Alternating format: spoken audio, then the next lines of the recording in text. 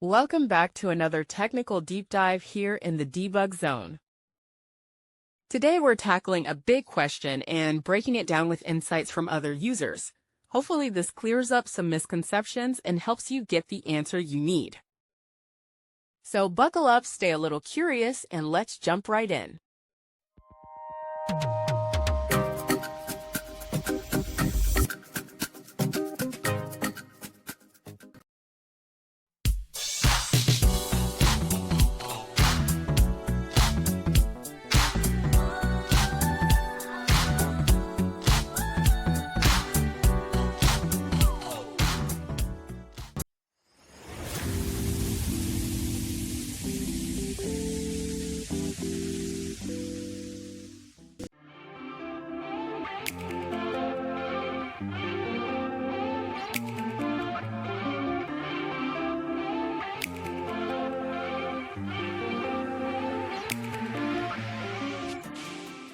And that's a wrap.